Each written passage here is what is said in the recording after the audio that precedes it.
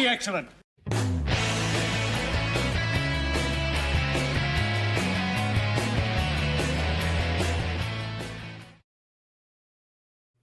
Hey, how's it going, party people? Welcome to Perfectly Excellent. Back to a Tuesday, at least for now. Yep. Episode 35 Crazy. of this ongoing series of discussions between two longtime friends who have similar interests and similar opinions. Yep. Often. But we do. I like the fact that we diverge on some things, and we should do a focal point on that one day, and like what movies where we have or whatever it is, we have total difference of opinion, because that's often fun too. We don't always want to agree, right?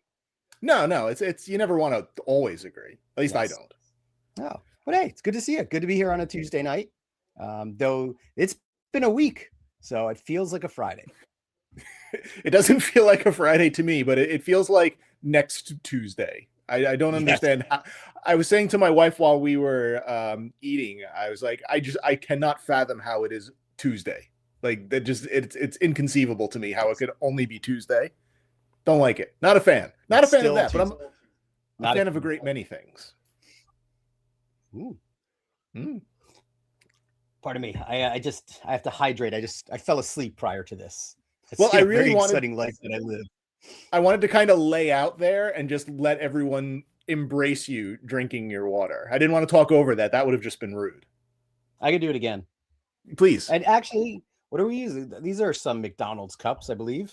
I don't know what Disney year McDonald's they were, cups? But Typhoon Lagoon. What? And I'm not drinking out of a mug. I'm drinking out of a cup. So a little bit of normalcy today. Well, we got a fun little show today. We're gonna start off with the Invention Exchange in just a second. This is also going to be a Rewind Club episode where we're going to go back in time and this time talk about an older movie that you're familiar with and I'm not. But we'll get to that in a minute. But would you like to? Well, before we do that, I love the rewind, but I'm trying to think. Is there anything that you rewind anymore? Like nothing's rewindable, right? We've left rewinding media in the past. I suppose. I mean, if you have a VHS tape, you rewind it. If you have a cassette tape, you rewind it. You know. Has anything else ever needed a rewinder like VHS? Like, has there ever been a need to perform a function like the rewinder? Well, cassettes. Yeah, but being kind. Yeah, please be kind. Rewind. I'm gonna see if I can get a rewinder. That'd be fun. Like, I don't know how much VHS have, but there's a lot that probably need to be rewound. Yeah, records, you know. You have to rewind them when you're done listening to them. Yeah, when you're done, you have to go back and you have to, you know. Yeah, that kind of stuff. I feel like it's just such a lost thing that like current and future generations will never know the joy of having to pay a fee because you did not rewind. Well, we'll get to the rewind in just a minute. We'll get to the main event, but we're gonna start off doing a little invention exchanging. Let's do it. Do the thing. Perfectly excellent.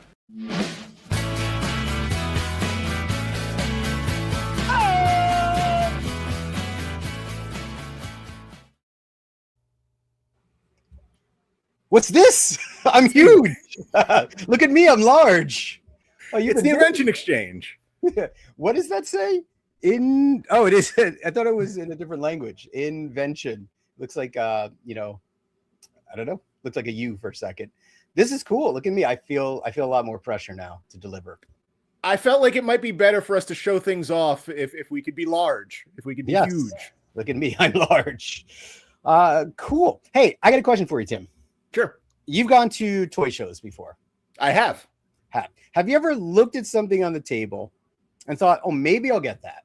And then you came back and it was gone. And then it haunted you. Similar. I have seen something, said, I should buy that, and talked myself out of it. Okay. Very similar. Well, yeah. I've had occasions where I did not, I talked myself into it. Like I saw it. I was highly interested. But for one reason or another, I didn't buy it and I walked around. And then what happens when you come back to that table? What's the law of the toy show? Oh, it'll be gone. It'll be gone. And that happened to me with this item that I'm about to show you. I saw it. I had interest in it and I walked away. And then when I came back, it was gone. And it has haunted me ever since. And I think there's some kind of formula that the the longer from that episode or that first viewing till you actually get it, it makes it like more exponentially like necessary that you need it. So I've crossed that threshold long ago into need, and finally one popped up for a price that I was willing to pay, and I got myself the Mafex Olaf figure, which is a crazy interesting figure. I mean, it's got like these teeny little arms, some really nice articulation, and these feet are just magnetic feet, which I think, and that they kind of like have some kind of magnetic ratcheting system so you can move it around. Like, so cool, right? It has separate rolling eyeballs so you can change the gaze. It comes with multiple heads. I found one brand new too, which was nice, like brand new in the box. And I was very excited for this guy because I've been wanting him for a long time. And that want is now over. Now I have him. I have no idea what that is. This is Olaf from the movie Frozen and Frozen 2, Electric Boogaloo as well. He is a snowman, in case that wasn't readily apparent. I did piece that together. Okay, yes. And his name is Olaf, and he loves warm hugs. It's just a fun character that I had a lot of photos in mind for him, but I did not own him, so I could not do those. But now he is here. And thankfully, there's still 1.5 feet of snow outside, so yes, he'll be in his element. Yes, because it's not allowed to be over 20 degrees in New Jersey anymore, so the snow will stay here forever. But I think the really like uniquely engineered figure. I don't know that I have another figure that uses magnets quite in that way. But yeah, very cool. So yeah, I did see him at the toy show, and I passed on him, and he was then sold, and he's just kind of been living rent free in my head until now. Now he is here. Until now he's living rent paid in your house. Yes, I guess that's the way it works. Now he has been paid for. Now he should be paying me rent to occupy space. And he comes with a bunch of little snowballs too. Oh, okay. Are those like his kids? I don't think so. I mean, I don't know. I'm not sure how that works with snowmen, how they procreate. I don't know the lore of Olaf, so I apologize if I'm asking awkward questions. I don't mean to. I'm just curious. I don't know if there's a Mrs. Olaf. But again, maybe they're like seahorses, or not seahorses, who could just produce without doing the thing. It's not seahorses. Never mind. What do you got? Why don't you go huge? There we go. Let's just move. Moving on. Okay, so I have two things, and we talk a little bit about video games, but obviously, like, I'm not as big of a video game person as you were. But I've been really thinking a lot about the stuff that was important to me when I was younger. And one thing that we haven't talked about a whole lot, which I don't know if now is the time to have that conversation, but I think we need to at some point, is just how big some video games were when we were little kids. Like the pop culture phenomenon of things like Pac-Man and things like that. How it was way more than just a video game. It was just sort of everywhere when, we were really, really young. Games, cartoons. Yeah, it was a thing. I had the Pac-Man Fever cassette. Like, oh yeah, there was that music, that kind of stuff. So, but I was thinking about some of that stuff, and like I got the hankering for something that I had when I was younger, and I had cheese. Hankering for hunk of cheese. I had it up until probably like 6 years or so ago, but I sold mine because it was not really in good condition anymore. Okay. So one of my two things that I have here is I finally have picked up and repurchased. Ah, very nice. Yeah. My Coleco tabletop Pac-Man. So this is the version of Pac-Man that I have played more than any other. Because they didn't make it for ColecoVision when I was a kid. I didn't really go to the arcades a whole lot in, like 1982, 1983, but I played the heck out of this thing. I especially remember bringing it when we went to like my grandmother's house. And yeah, how much did you sell yours for? Because I know how much I sold mine for. I don't remember. I sold mine for $25. Yeah, I think I sold it for a little bit more than that. But I definitely did not sell it for as much as I had to pay for this one. No. It never works that way. These are really tough to come by without the stickers peeling off, which was the problem with mine. The stickers all peeled off mine. I'm sure, like you, kids played the heck out of it, had a heck out of them. Sorry. Yeah. So I'm very, very excited to have this in the collection. But the other thing is, The other one I had was Galaxian, and I reserved the right to maybe get Galaxian again someday, but I didn't get Galaxian yet. But there was another one that I always wanted that I'd never had. And I finally got myself a Donkey Kong one. I always wanted this. So I'm very, very excited. No, these are great. I remember having these as well. Very, very cool. Cool stuff. They look great. You know, they're in really nice shape. The Pac-Man one was really tough to get because in addition to the stickers peeling, you can kind of see it a little bit on here. The glue starts to kind of show through the white there. Ew. And most of them are just like completely mangled and all outfaded and not looking so hot. Nice. But I expect you to carry that around like a Game Boy now. Like, hey, Dad, I'm going to whip out my game and just... A funny thing that I would love to get for it, but not to the point where I think I would pay for it, is they made these like batteries for these that were connected to a plug. They were like fake Coleco batteries that allowed it to be a plug-in thing. And I would love to get those. But again, I don't think I'm going to just buy weird old plug-in batteries. I feel like that's a fire hazard. Yeah.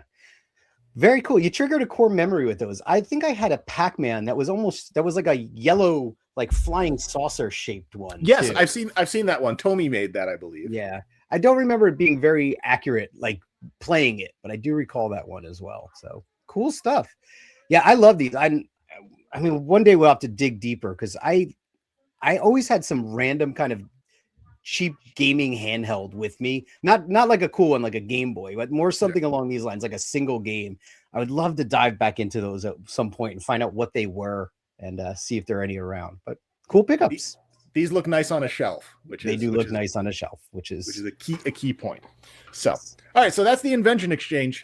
But now should we?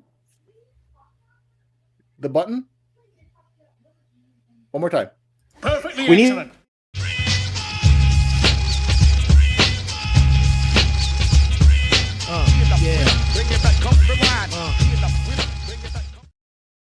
It had these, like Mystery Science Theater has like the out of their buttons there. Great. So yeah, this is the rewind. The rewind. Last time we did Godzilla, which was again not one that I recalled seeing, so it was like watching for the first time for me. One you have seen many times, and this time we're kind of flipping that around to a movie that I grew up watching and one that's always just kind of been out there for you. Yes, there it is. Krull. The was it 1983 sci-fi adventure fantasy film? So all of those things and all of those things and more. Was it more? Well, we'll get to that. Yes. I wanted to start by asking like where you came across this movie. Like how did it because you told me you watched this a lot when you were a kid. Yeah. How did this come on your radar? Like most everything that landed on my radar, it was all due to kind of, I don't know if I was a latchkey kid or what, but just sitting and growing up in front of HBO. HBO showed incredible movies, throughout my adolescence. And thankfully they didn't just show them once. They showed them on like infinite repeat. And that is where I watched Krull amongst so many others that are like, again, just I so affectionately think of anytime they come up. But yeah, that was this one. And again, I was a sucker as a kid for anything sci-fi. I took it all in. I didn't discriminate. And I don't think I disliked a movie as a child. I can't think of one movie that HBO would play where I was like, oh, I hate this movie. Like I watched it. I mean, it was all you could do. There was no YouTube. There was no on demand, or at least maybe there was, but not in my household. So you sat and you watched whatever was on. And thanks to HBO, Krull was often there. So you've seen this movie a lot of times. I've seen this movie a lot of times. Interesting. So for me, like I very specifically chose this picture of the VHS box because when I was a kid, I lived in West Milford. And when we would go to the video store in West Milford by the ShopRite had those tall wire spinning racks that the VHS tapes would sit in, if you remember those. I do. And this box was just there a lot. And I always just remember looking at it and really liking the little throwing star thing. and always wanting to see it, but being a little scared of the box because I can't imagine why. Yeah. It's quite dark, and I wasn't sure if it was a horror movie. I didn't really know what it was, so I never really pestered my mom to rent it for me. But every time we went there, I went and I looked at this box, and I was like, what is this? What's going on here? I'm very intrigued by this. When we get into the movie, we can talk about what I thought it might be versus what it was. Yes, because they're very different things. I would imagine so. Especially, I never really looked closely at the box art, but while he is holding the glaive, it's like shooting lasers out of it, which was, little misleading, perhaps. Yeah.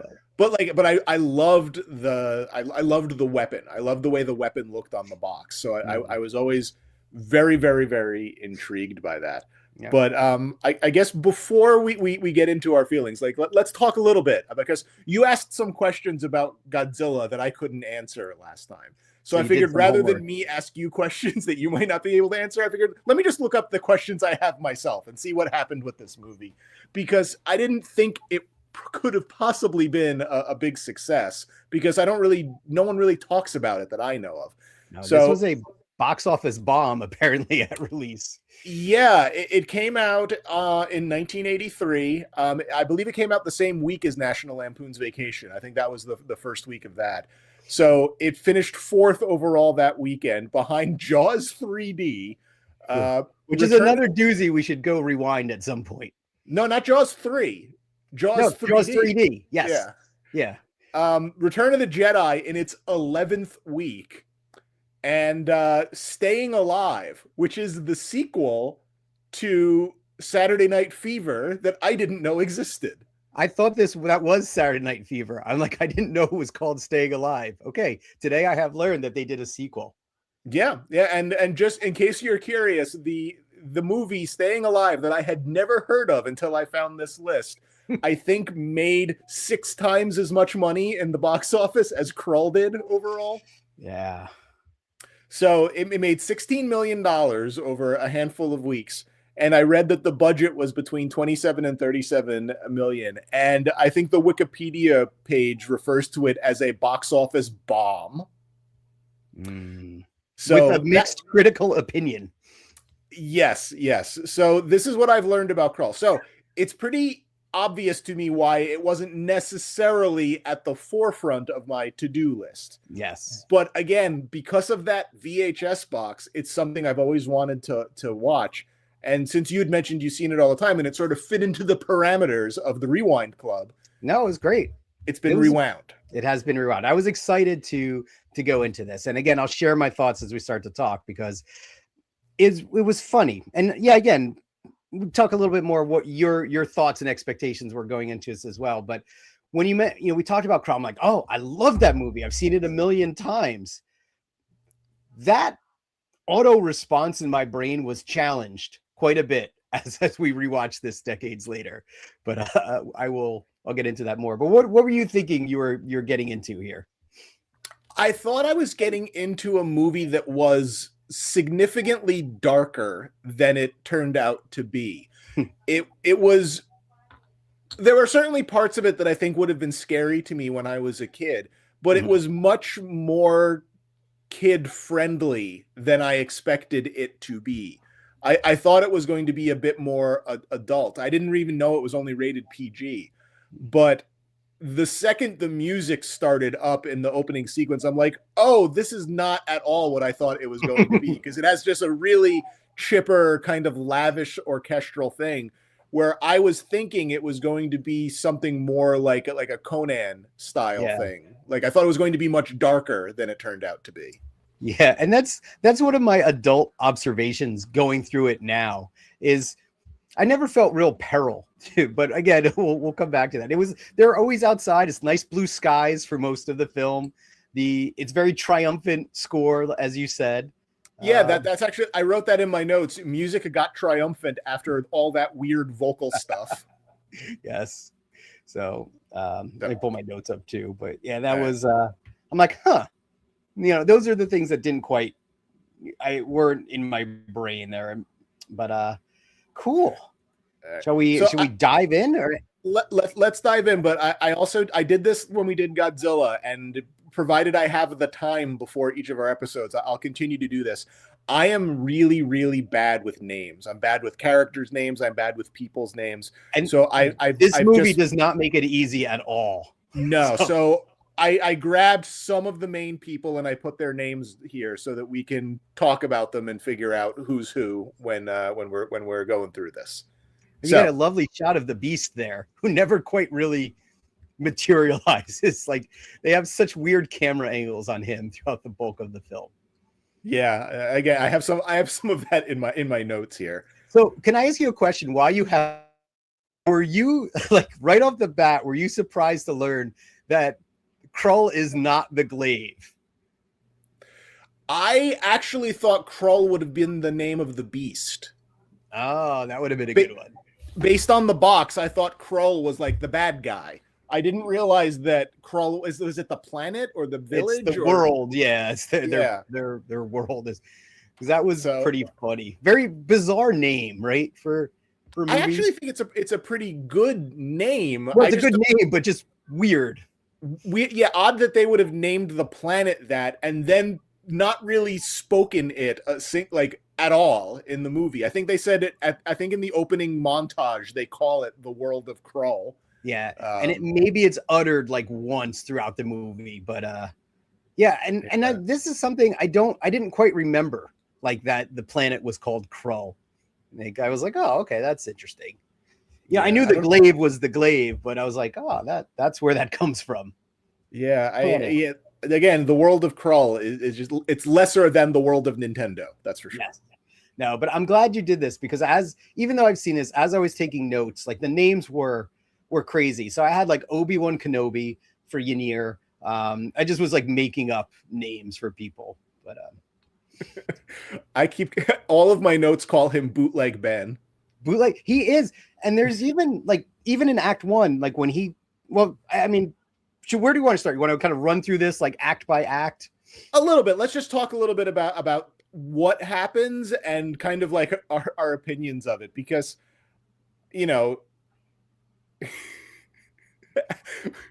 I feel like I should just send you my notes, because like my patience starts wearing thin as the movie progresses. Okay.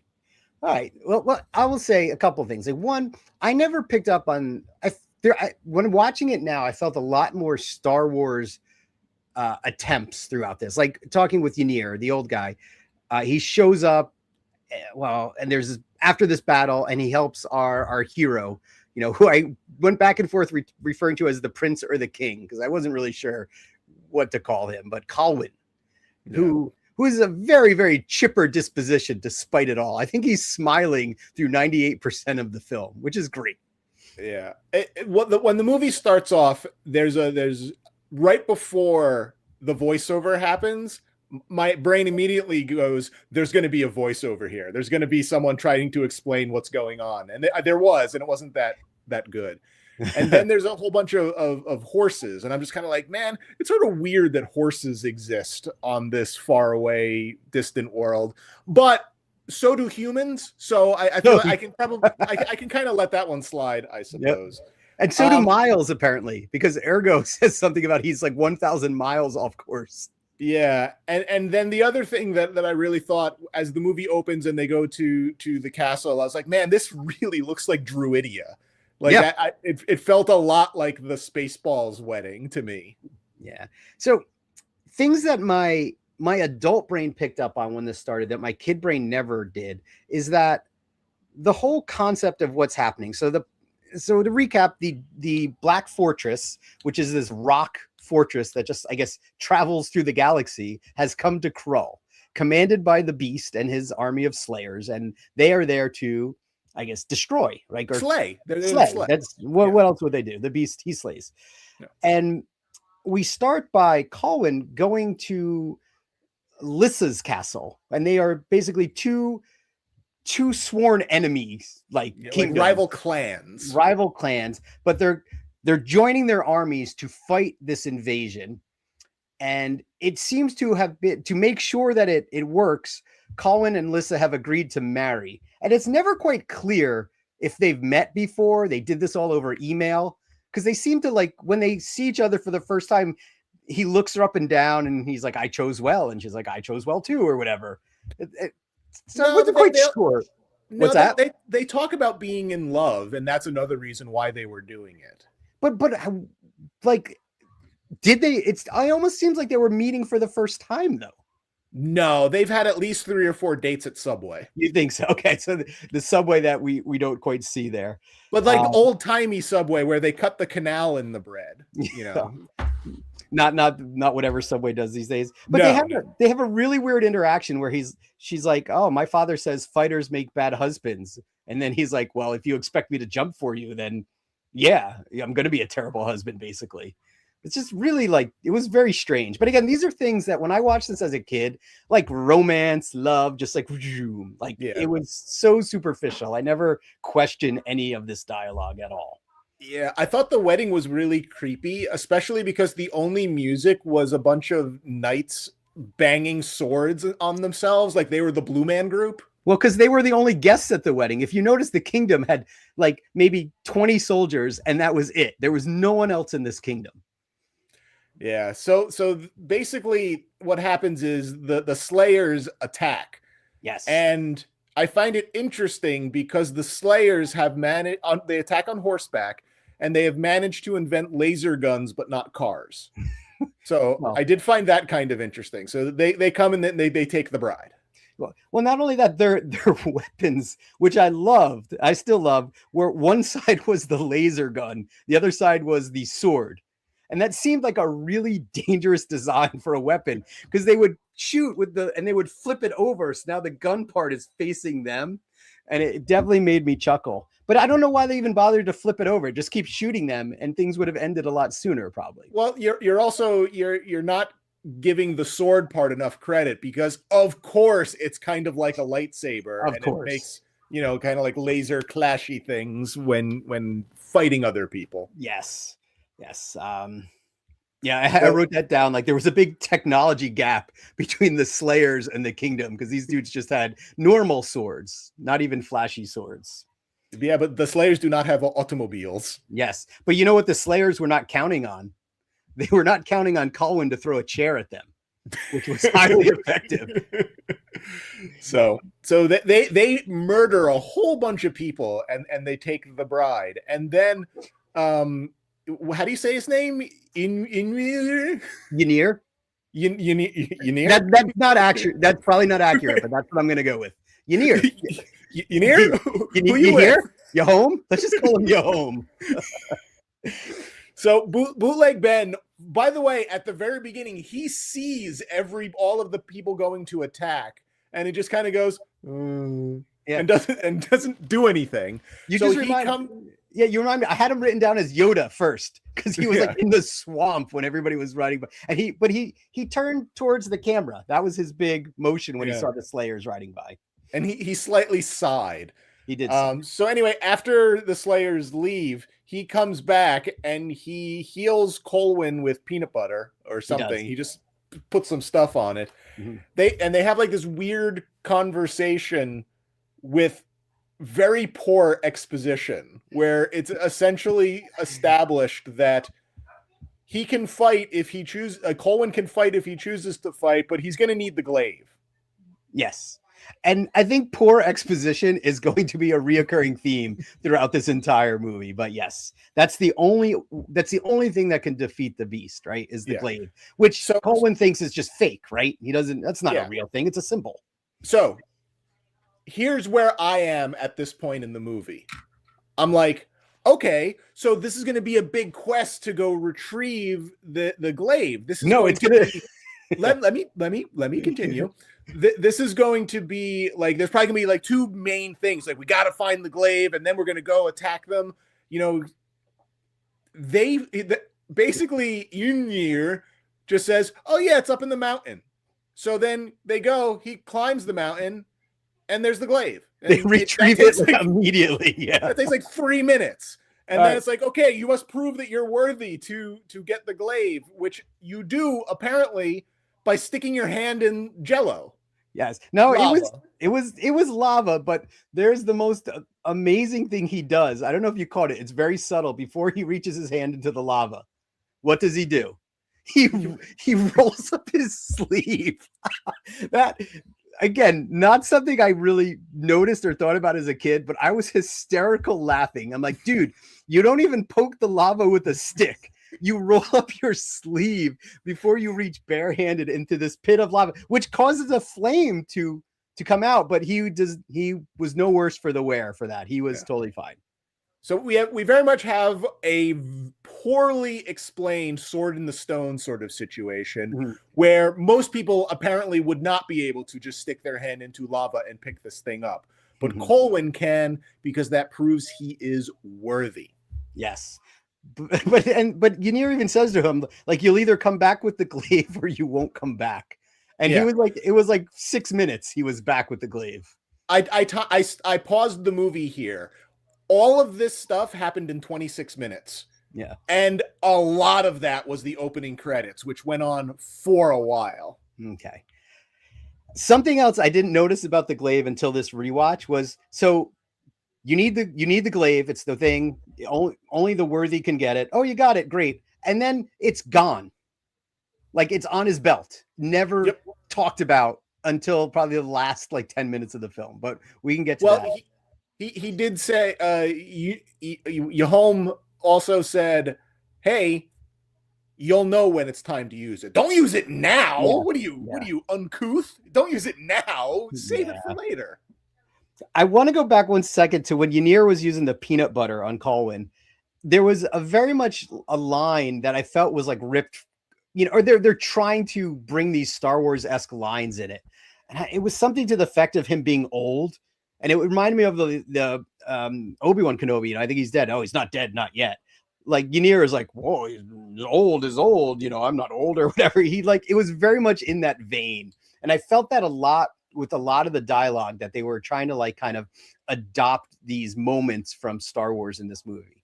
But I digress. We got the glaive, movie over, and scene. Yeah. So now we have to go find the Black Fortress. The Black Fortress, right? The Black Fortress, yes. We have to go find the Black Fortress, which, oh, by the way, it moves every 24 hours. Now, I think that is really cool. That was something unique that, like, hey, how can you find this place that at sunup, right?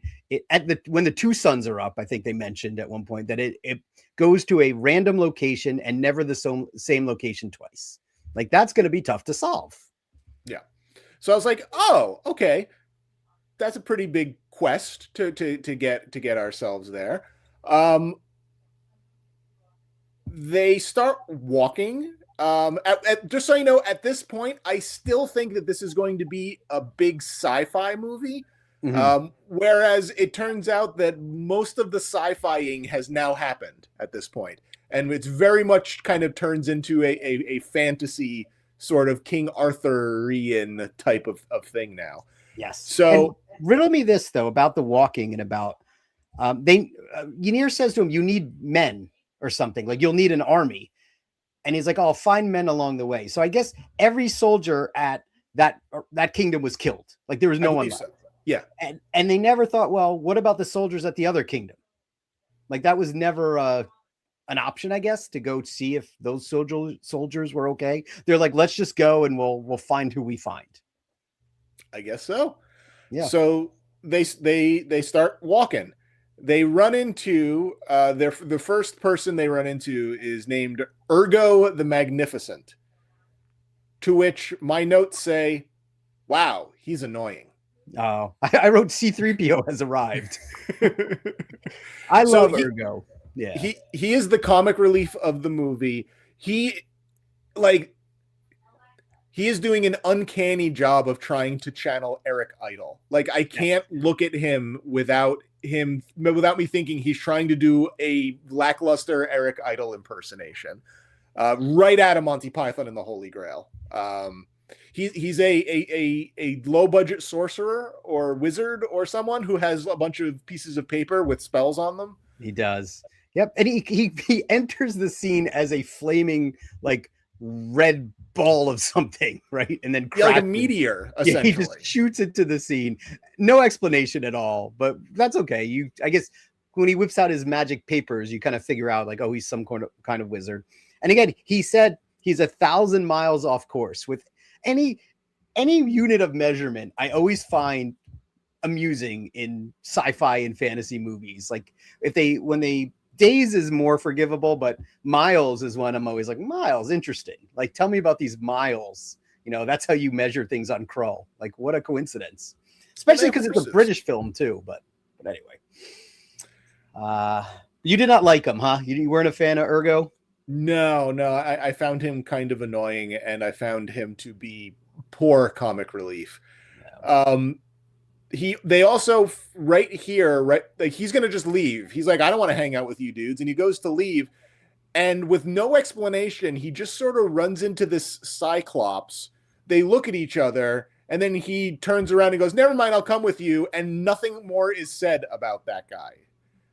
So that was later. Yeah. So then he bravely turned his tail and fled. He did. So they start walking again. And then they run into a bunch of robbers, one of which is Qui-Gon, which I find interesting. So there's some more men, and they sort of tussle a little bit, and he offers to free them. And the one guy goes, nah, you can leave these shackles on me until we win. You're skipping so much, though, because, again, Kid Brain, Kid Brain loved Ergo. So I have no problem with Ergo because I totally love them. But yeah, they run into these robbers who start fighting them. They throw axes at Ergo. One guy even says, let's just kill them now, one of the bandits. And then the leader is like, I don't kill men without good reason. And then they all just have like a gentlemanly chat. Like they all put their weapons away and like they're no longer going to rob them. And that was kind of like, okay, great. Thanks. Nice to meet you. I'm on a quest. How about you guys join us? And yeah, because he's the king. So because he's the king, they're mostly okay with it. I don't have a picture of the main robber guy. I didn't have room for him, and I thought having Qui-Gon was more important than having him on there. But they sort of pledge some sort of fealty to him while also kind of keeping their distance a little bit. Like, we'll get there. We'll work on it. Yes. And while this is happening again, the worst Cyclops in the world continues to follow them. No, see, I love Rel so much, but he's probably my favorite character in this whole thing. So, okay. So, man, I don't even know. Stuff happens here, but it happens pretty quick because eventually they're just they go into a rock. They do go So again, there is the challenge of how do they get to the Black Fortress to defeat the Beast when the Black Fortress is constantly moving around randomly? Like they need help. They need someone with a higher power, and that brings them to the Seer, who he can see where the fortress is and help them on their quest. Yeah. So he floats a giant emerald in front of him that starts spinning around. And it's like, oh, the black thing is right over. And then like this hand comes in and crushes the emerald. And it's like, oh no, I can't do it because the beast can stop me from here. So we're going to have to go somewhere else. Yes. So that is also going to be a recurring theme here. Yes. So the first thing is like, oh, we got to go find the glaive. Oh, found it. Okay. Oh, we got to go find the guy who can tell us where the fortress is. All right, we found him. Oh, we can't do that. Now we have to take the guy to the Emerald Fortress so he can do the spinny thing again and the beast can't interfere. So this is our next quest, is to now go find that thing. Yeah, everybody got that? But that scene, let me tell you, there's two scenes with the Seer that freaked me out. And when the beast kind of just reaches this hand into the vision and crushes the emerald, there's this big gust of wind. That I felt that as a kid. Like that scared the bejesus out of me. Like I really felt like the beast was this immensely powerful thing who didn't want people looking or meddling in his affairs. So I was sold on that. So okay, so they go off on the quest now, and again, please catch me if I'm missing things, because remember, this is me watching it for the first time. I have a feeling you're not sold on this yet, but keep going. So we're now in the smoky swamp. Yes, and now Slayers show up for the first action in at least half an hour. If you don't count the hand breaking the emerald, then yes, this is an action sequence. So they start fighting, and then Rel the Cyclops shows up, and he's their buddy now and helps shoo them away. Yes. And can we talk about the Slayers for a bit though before we do that? Yes, but one thing I also just want to say is throughout this time, they keep cutting to Lisa. Yes. In the Beast's house, and I wrote here, they are sure spending an awful lot of time teasing his reveal, even though he's on the poster, because it's basically everything is just sort of like bits and pieces of him, like his eye and his ear. They have a great close up on his one eye. Yeah, it's so weird. That's a great point. Yeah, the best view you ever get of him is on the box. Like, I don't think you ever really get a good look at him in the movie. Yeah, like that's why, again, we'll get to this, but that's why I picked the picture that I did, because that's essentially the best shot of him in the entire movie. Yeah.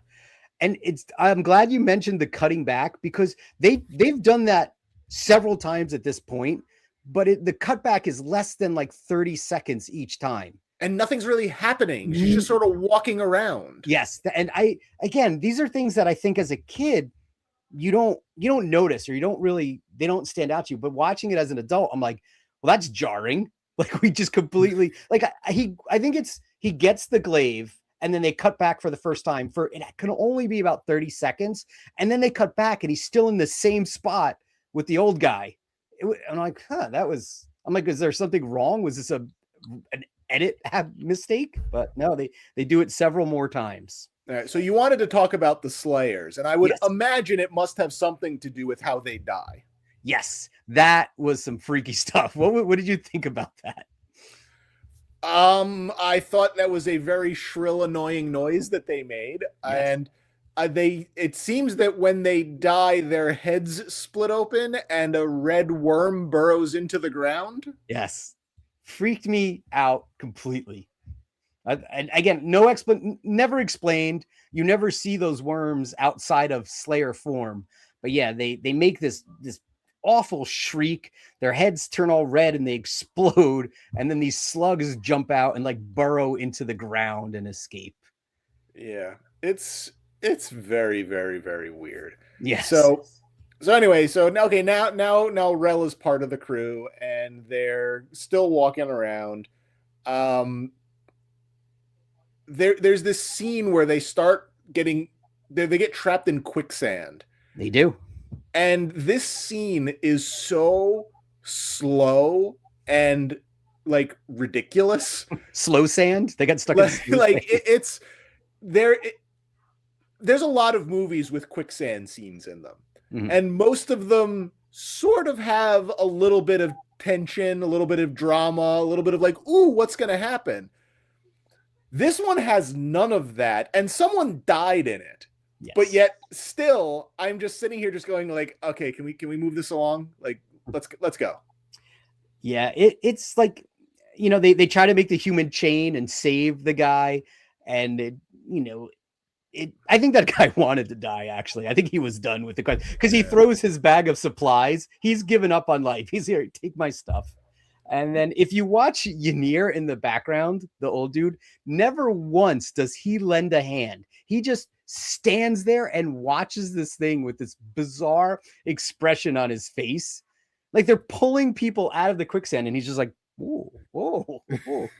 Like he could have helped. He could have been helpful. He's standing there with this who me expression on his face. 100%.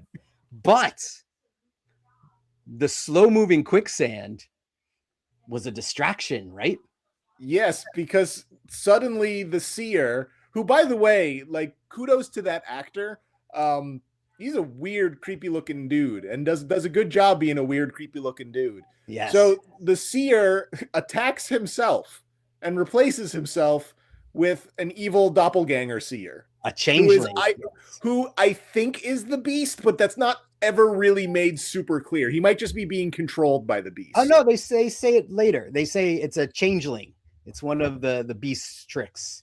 And you could tell because when the seer never opens his eyes, but the changeling, anytime someone's possessed by the Beast or whatever, they open their eyes and they just have completely black eyes. Super traumatic for a young child watching this. Like the Beast version of the seer was like such a freaky, menacing, scary guy to me as a kid. Yeah. So they're like, okay, we got to keep going to the Emerald House. And Rel says that I don't even remember what he was watching. He had to stay behind to watch something. Colin says he asks the leader of the bandits, I think, to stay behind and make sure they're not being followed, which is like they're just in the middle of a giant swamp. So that was humorous. And then Rel, for whatever reason, says, I'll do it. Yeah. So they're walking for a couple of minutes, and then all of a sudden, for buoyancy reasons I don't understand, the dead seer raises out of the quicksand, and Rel just sort of does this like double take, like, huh? Wait, yeah. Huh? Uh-oh. Yes. And then he runs like he's a Scooby-Doo villain back to the other folk, while the evil seer is about to try to kill Colwyn. Yes.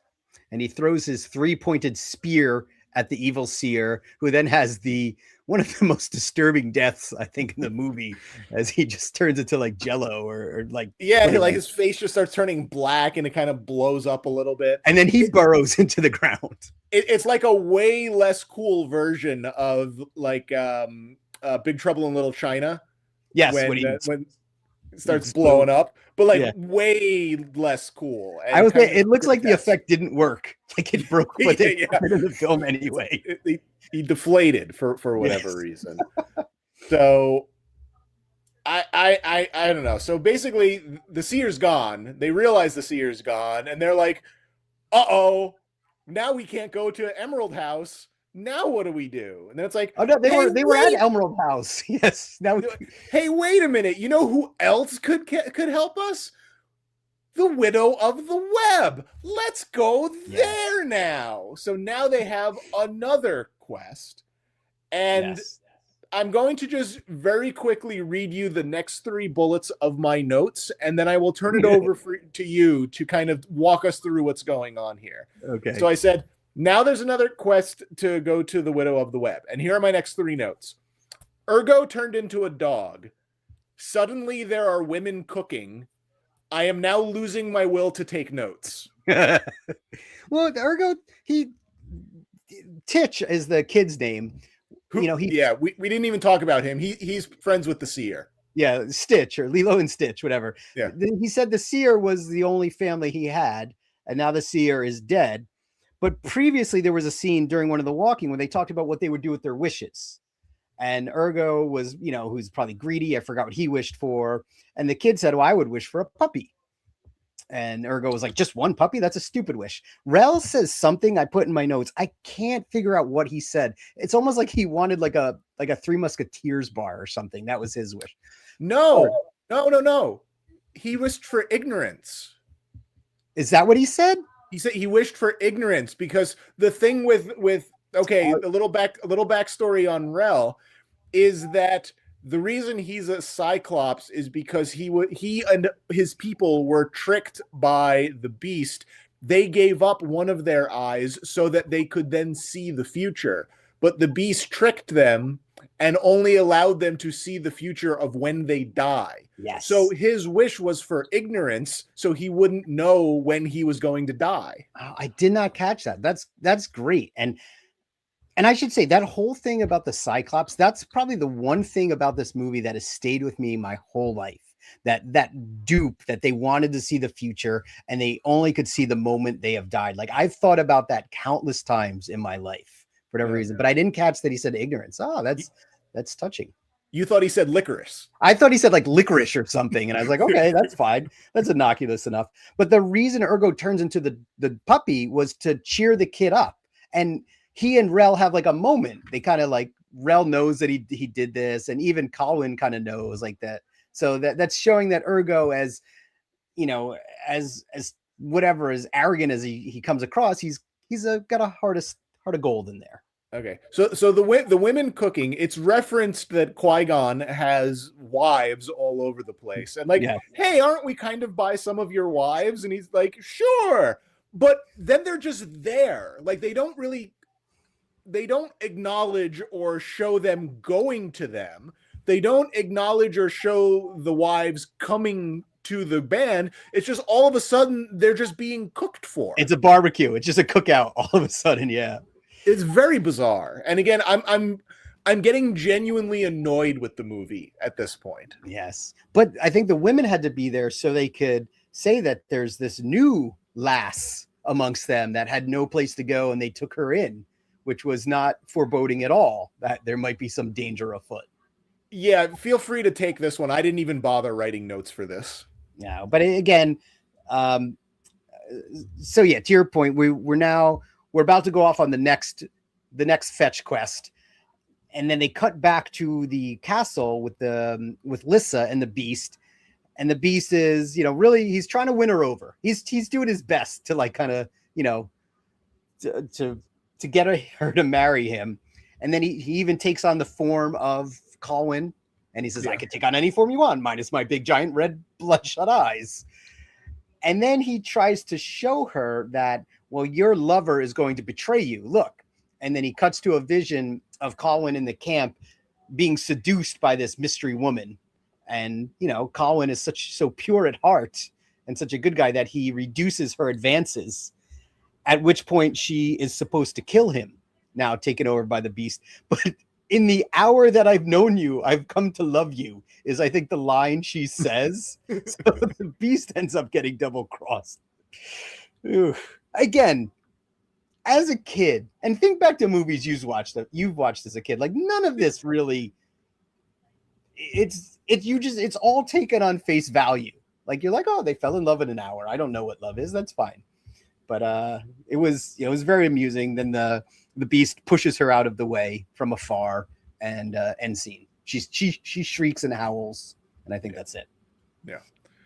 All right, so we got to go to the Widow of the Web, and Ynir basically says, "Only I can do this." You know, he's the only one who can shut down the tractor beam. It is. I must go alone. Like, right. Yeah. There's so many similarities, but here is where all of those similarities, I think, between him and Obi-Wan die. Okay. So may I rip through some of this scene so I can get to the really appalling part that bothers me immensely? Yeah, this was so heavy to watch, but please go right ahead. All right, so he goes to the Widow of the Web, which, as you might imagine, has a bunch of spider webs. Has to climb through the spider webs, and this giant, and I will admit, from like an 80s stop motion standpoint goes, very cool looking white spider monster shows up. Doesn't really do a whole lot or move very well. It menaces. But it's a cool looking design. Like, I like the way it looks. And I like that when he's on the web, it like jingles. Yeah. So it's like terrifying. It like alerts the spider that you're there. So anyway, one of the reason why Ynir wants to be the one to go is because he knows the Widow of the Web and he knows her name. So she'll speak to him and not kill him like I guess she's killed everybody else, or the spiders killed everybody else. That's not super clear what happens there. So basically the spider's coming and Ynir yells out the Widow of the Web's name, which is also Lissa. Lissa, yeah. Which no rhyme or reason. Yeah, right? We'll just give her the same name. Now, granted, in real life, I've met other Tims, so it's a thing, but it's certainly weird. Yeah, but one of 6 women in this film, and 2 have the same name. 6? Where's this? Oh, maybe 4. I think there's 4. There's 4 women in the movie. Okay, 2 have the same name, and we don't even know. We do know the other one's wives, her name. So okay, so yeah, so wacky. So anyway, so she hears her name and goes, "Oh, okay. Well, I have this hourglass, which I'm going to turn upside down, and the spider won't get you until the sand runs out." It's not obviously an hourglass because he doesn't have an hour to do it. I don't know what measure of time is in that glass. They don't say. Minutes. He's got but minutes. I don't know what to call it other than an hourglass. Yes. So she flips it over and he goes, "Great." So he goes over to her and they're talking. And then she said, like, basically they knew each other when they were younger, and he left her, and she then had his kid, which she killed. And she said, "Oh, like, you can't forgive me for that." And he basically said, "I didn't even know you did it. No problem. We're good. I forgive you for killing my son that I didn't know existed." And which then, also, which sealed you to this fate, by the way. And then she de-ages, which I don't know if she actually de-ages or that's just how Ynir is seeing her, because they sort of infer that, but not great. And then they're just kind of cool. And like, what? I know we don't like to curse on this show, but like, I don't know how to express myself without it, so I'm just not going to say anything. Like, what? Okay, so yes, you're spot on with all of this. This scene was terrifying to me. Like, the spider, I thought was so terrifying. The widow being trapped in the middle, absolutely terrifying. She had this magical hourglass, like you said, turn it over, and the spider seemed to obey it, and the guy had to sneak in there. Also terrifying. I remembered nothing that she murdered their child who was just I was like so taken back by this, and like, what on earth is going on? He says he left her because of duty and responsibility, and like, she hated him, but she couldn't kill him, so she killed their kid. This was so awful. Like, everything here was awful. Spider should have killed them both, and we should have moved on. But so now he has to leave. Yes. And again, I don't understand what's going on here. Basically, she breaks the hourglass and gives him the sand. And the sand will stop the spider from attacking him, but it also, as it runs out of his hand, will kill him. Yes. The sand, it was her life was in that hourglass. Her life was that sand. I'm going to say it, but it's not going to make any sense. Like, this is just what, and now she gives that life to him, but now it's his life that's the sand. So when the sand runs out, he will die. Why it stops the spider? Don't know. So anyway, by the way, she also knows where the fortress is going to be tomorrow. So she tells him. And she didn't even need a spinning emerald. She's just like, "Oh, it's on the corner of 6th and 42nd Street. Yeah. But how she got there after committing the murder that she did, like, none of that's ever explained, right? Like, it's just like, that is her curse. She's now lives in a giant spider web. Yeah, very weird. Yeah. So okay, so he leaves. He starts running the sand out of his hand so the spider doesn't get him, and he then goes back to the crew. And by the time he gets to the crew, he's like dramatically dying. Like, yes. And the widow gets murdered, like, as soon as he leaves. Yeah, the spider attacks the ball that she lives in and electrocutes it or something. Something weird. I don't know. Spider electricity. Yes. So Ben just goes like, "Okay, Forest, corner of Bleecker and 3rd Street," and then he goes, yeah, and he's dead. He just dies. No qualms about people dying in this movie, by the way. Like, there's a lot of people getting killed along the way. So he's gone. And Colwyn doesn't seem to care at all that Bootleg Ben has just died and given him this information. Because all that he does is they're like, "Well, that's on the other side of the planet. How are we going to get there by tomorrow?" Yeah. And who was it? Is it Rel who says, "Oh, we need fire mares"? Yes. Yeah. So they're like, "Oh, we need fire mares. Cool. thank goodness there's 20 of them just hanging around here in this canyon. Yes. So while this was going on, like when these horses came out, I asked my wife if she knew what kind of horses these were. Right? No, they're not. They're not.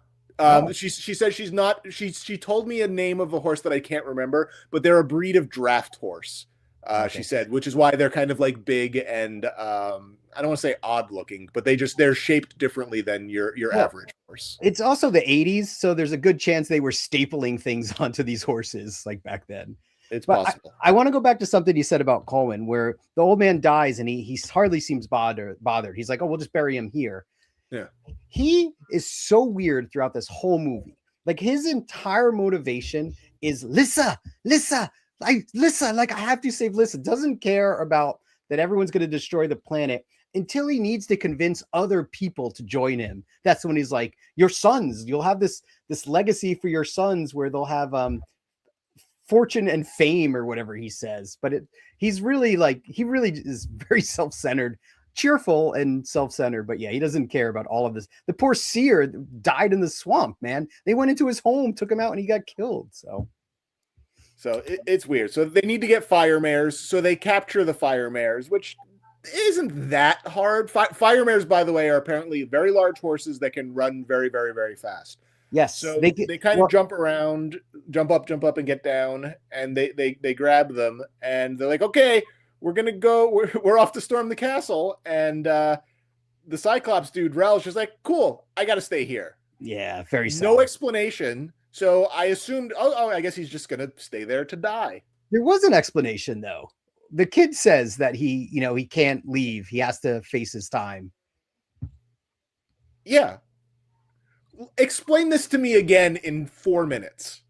In 4 minutes, the Titch says that they know when they're going to die, and yes. I guess that was Rel's time. And if he tries to escape his fate, he will endure great pain. Yeah. Okay, so he's just gonna hang out, and everybody else leaves. Yeah. Again, I don't know if he's just gonna trip like over a boulder and hit his head, but something in that canyon had his number and was gonna punch his clock right there. Okay. So then the horses start running around and they start flying with light coming out of his mouth, with fire coming out of his hooves. Yes. And again, this is where my wife looks up and goes, she's just like appalled by what is going on because she rides horses and she cares about it. And this sort of thing doesn't happen. And she's just like, not entirely stable. Yeah.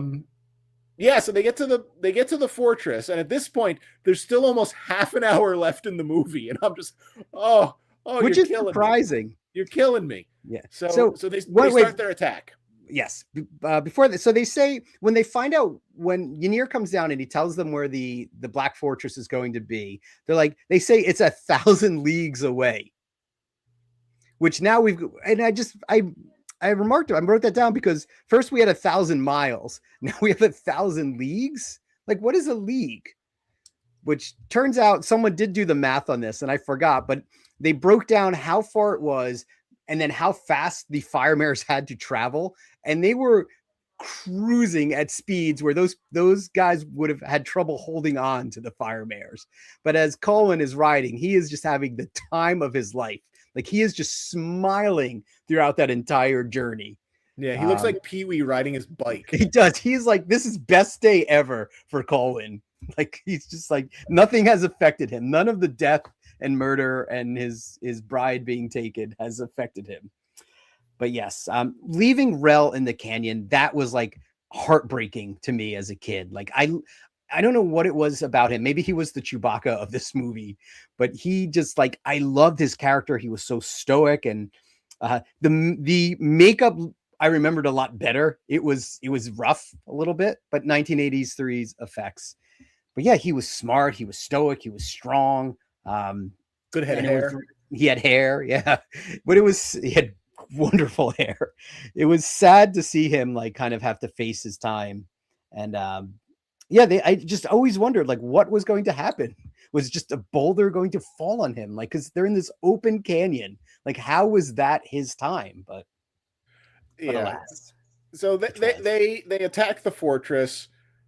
They're trying to get in. They can't get in. They're working on it. They're fighting this, that, and the other thing. And then all of a sudden, without any sort of explanation, Rel's just on a fire horse going to them. Why did he stay back? He stayed back because he knew he had to, but then he decided that he would accept a fate worse than death to help. So he would just accept death instead of death. It was a fate worse than death. But he just died. But it was worse. It was a worse death. Okay. What was the other death going to be? We don't know. Maybe the other death was pleasant. But this death, getting crushed in the door, was apparently a lot worse than what the other thing was. What? This makes no sense whatsoever. He does not go with them because it's his time to stay in the canyon. And he knows what's going to happen, I guess. So he's just choosing death. But then he just decides, I'm just going to go to them anyway. He chose a more painful death. Like that's what he did in order to help the heroes of the film. So he helps them by holding open a closing rock door so that everybody can slide past it. And then he gets squished like jelly in the door. So he's dead now. I cried at that. That was really, really sad. But it's also funny watching this too. Like if the Slayers never opened the door, they never would have gotten inside.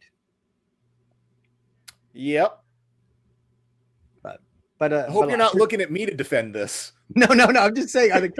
I'm watching it now. I'm like, wow. I guess they just could have kept the doors closed because they arrive at the Black Fortress, and it's just like a rock fortress with no obvious doors or entryways or anything, and they just start climbing it. I don't know where they were going with that.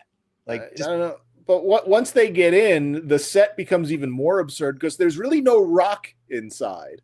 It's all very, very smooth and it's like when you break one of those stones open and it has all the weird stuff inside. Yeah. So they're still fighting. They get this doesn't happen. It doesn't get separated.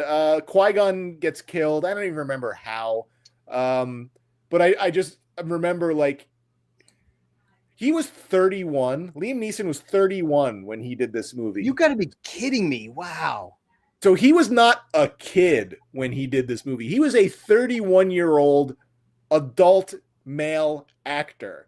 Wow. And his death scene is embarrassingly terrible. Like this might be the second worst acting he's ever done after that Naked Gun movie that happened last year. He gets shot, right? That's I think he just gets shot. I guess, but he's like, tell my wives I love them. User, it's so bad. It's so bad. It's so bad. He is awful in this movie. I mean, most everyone in this movie is awful. He's particularly awful considering that he is an actor of renown. And again, he's 31. He's not like 17 years old in this movie. This must have been pre-renown though. Did he have any credits? Yeah. Okay. Well, I'm sure he had some prior to it, but like he's bad in this movie. Yeah. I mean, he had all of like 2 or 3 speaking lines in it. And did a number on every one of them. And they were that memorable. But he went on to bigger and better. Now, it's funny because when I think about this movie, most of my memories are all from this last scene, like the final showdown and the battle inside. Because this was the stuff that I guess where my heart was pumping. Okay. Why? Well, it's tough to answer that question now when I watch, because I think there's only like 3 or 4 Slayers inside the castle. There wasn't many, and they weren't really much of a threat. No. The floor splitting open, that was scary. Sure. You could fall down and go onto the second level. You could hurt yourself on all of the smooth edges that you slide down. Yes. There was the spike trap, which they used to just kill off that one other guy that they didn't need anymore. Yep, they killed someone in there. That was fine. But the slow-moving spikes that he seemed to have ample time to get away from, but he decided. Which also, I think that guy deserved to die because he's like, oh no, I gotta go get the sword. I gotta go get the sword. It wasn't even a sword; it was a knife. He had a sword. Oh, it's like maybe just leave it there, but no, he has to go get the knife. And he just laid on the ground. He's like, oh no, this thing is coming at me. What are those things coming out of her nose? Yes. Very but also when Ergo and Titch fall into the hole, Ergo turns into a tiger, by the way. Yes. Which I wonder how they had the budget for that, like to get a tiger on set.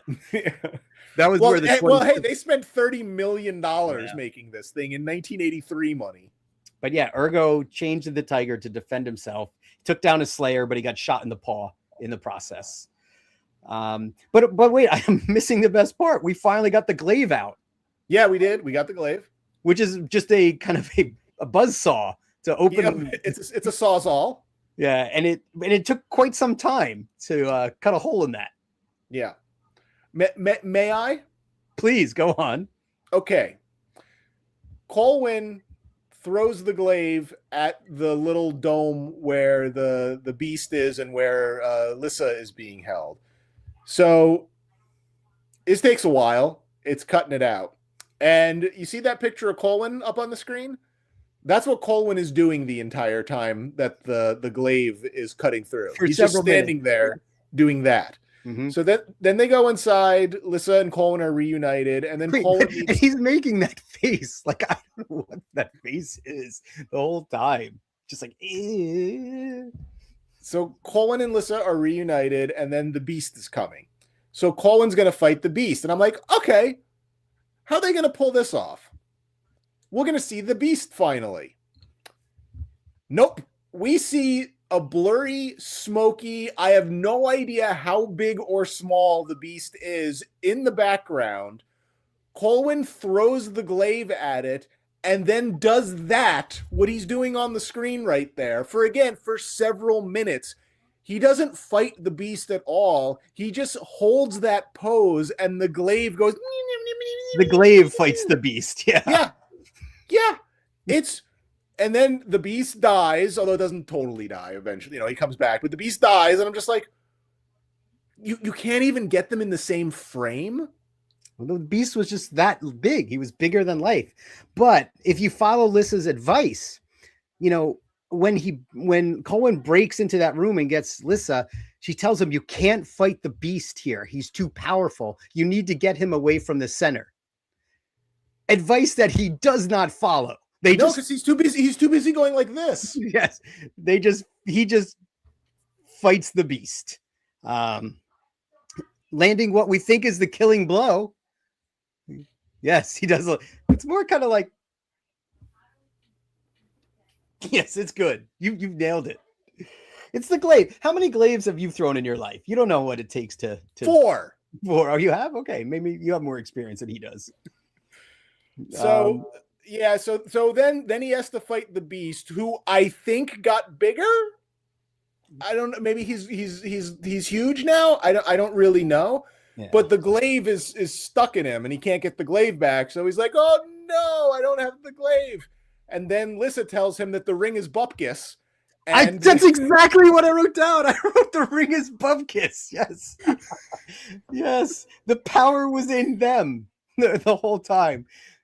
Yes, that I didn't remember that at all for whatever reason. Maybe I blocked that out. That now she gives him the flame of their marriage vows, and he flames on for the rest of the movie.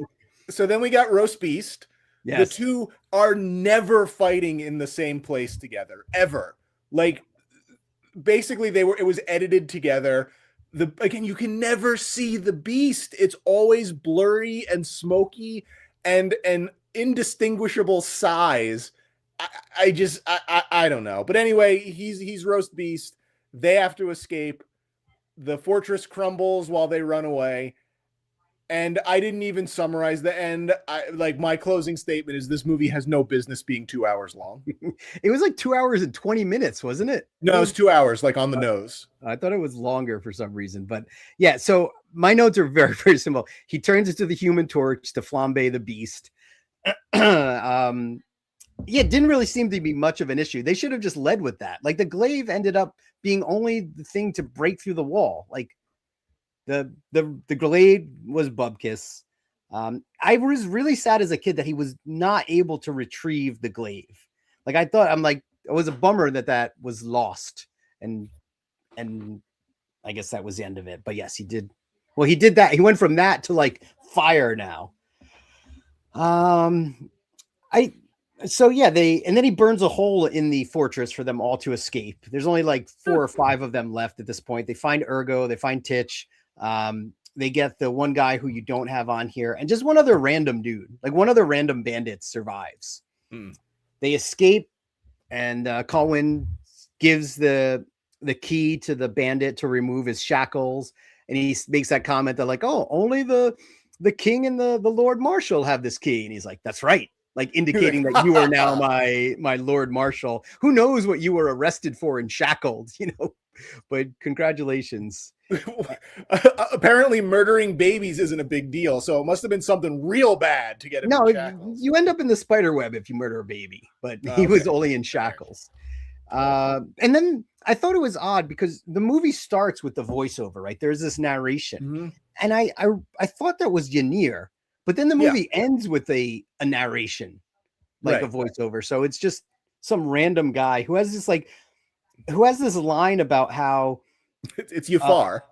Yeah, but he says like it might be, but the king and the queen will go on to rule Krull, and then their kids will rule the galaxy. I'm like, that's super menacing.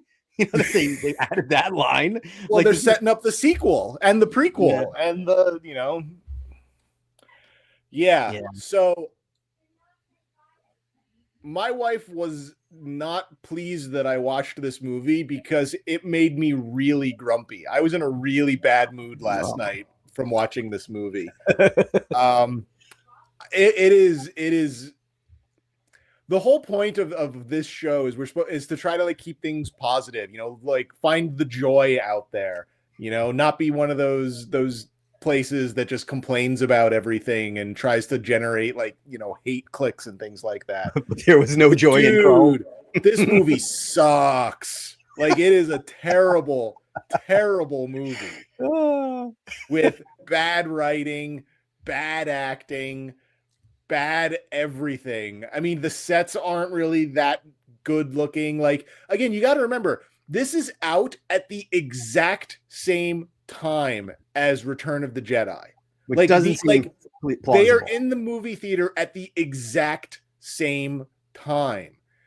And this movie looks like it was filmed maybe 15 years before it. And with no budget, because there's no like extras in this movie. There's just nothing. One of the things I noticed is this planet is supposed to be under siege from the Slayers and the Beast, and they're always outside and it's bright and sunny, and there's never anything bad. Even when Ergo shows up, he said he was stealing a pie that someone was baking and left outside the windowsill. So it's like, I don't know. There wasn't much going on there. Do you want to be offended?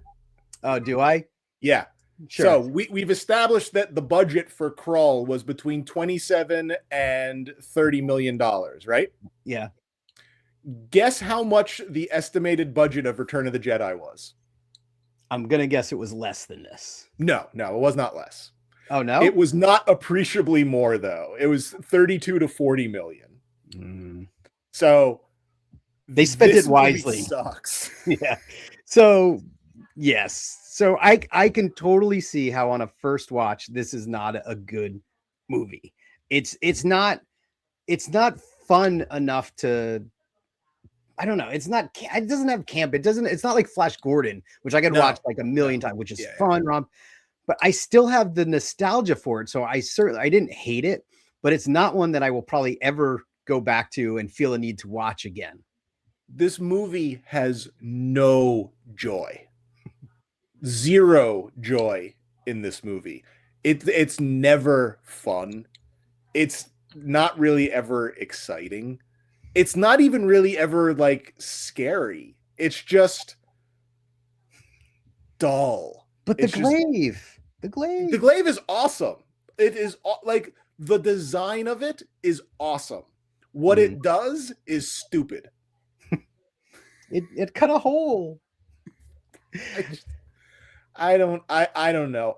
Again, I was not expecting this to be like a great movie. I wasn't expecting to go into this being like, aha, I'm going to finally watch this undiscovered classic.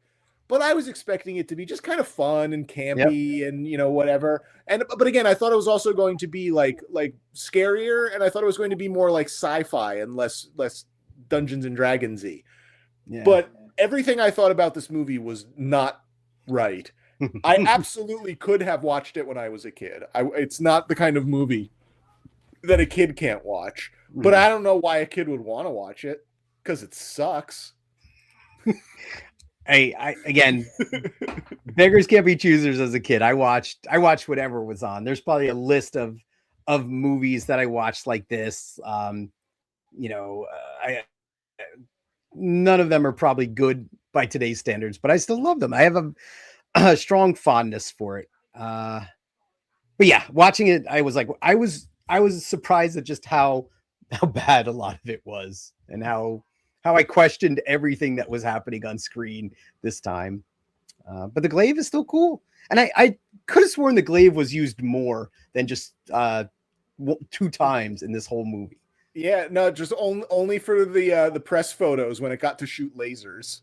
Yeah, and it's funny because when he picks it up and he activates it for the first time, that could have gone really bad. Like, he didn't know what it was. Like, I sliced his arm open. But apparently, when I was like looking up stuff about this movie too, the glaive is in Ready Player One. Do you remember that at all? No, that movie was horrible though. Yeah, so I want to go back and just see like how that glaive came into be in that movie. But yeah, that's it. You've now seen Krull. All these years of watching that box in the video store. I was right to not ask my mom to rent it for me. I knew better. I should have listened to, you know, I don't know how old I was, like 8-year-old Tim. But do you think you would have liked it back then if you had seen it? Were standards different? I don't think so, because the other movie that it reminds me a lot of, as far as like I don't say tone, it's not as good by a million miles, but it reminds me a lot of The Never-Ending Story, in that there are gigantic stretches of The Never-Ending Story which are just full of despair and there's no joy in Mudville. Yes. And that's one of the reasons why I don't really like that movie, because like so much of it is just like, God, this is depressing. Nothing. Yeah. The nothing was depressing. Yeah. So I feel like, and I saw that movie when I was a kid, and I did not like that movie when I was a kid. I feel like this would have been kind of like that. Mm-hmm. Yeah. You know, like Dune as well. Like Dune is one of those movies where there's just nothing fun happening in Dune. I still never made it through any Dune. So maybe that's one for a future rewind. I will not watch that 80s Dune movie again. I will, like, there's no amount of money. Wow, that's not true. So if someone paid me money, I would consider watching it again. That is the worst movie I've ever seen in my entire life. I will not watch Dune again. I've never been able to make it through it, but that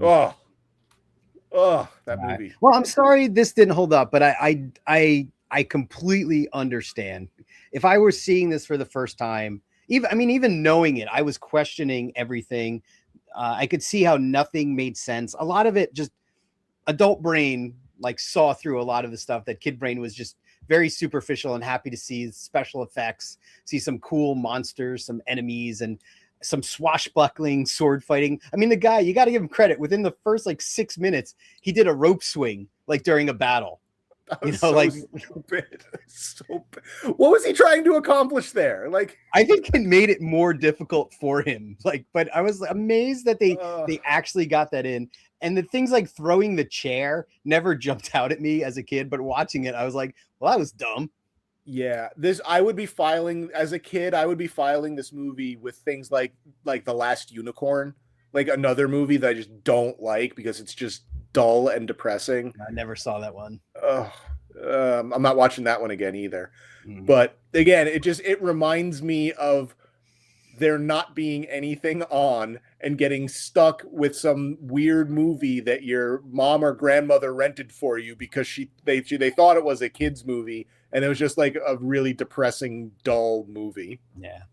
There was a lot of depression. There was a lot of scary moments. Like the black eyes scared me. The hand from like the possessed seer, that like freaked me out when he was trying to kill him. The way the child murdering.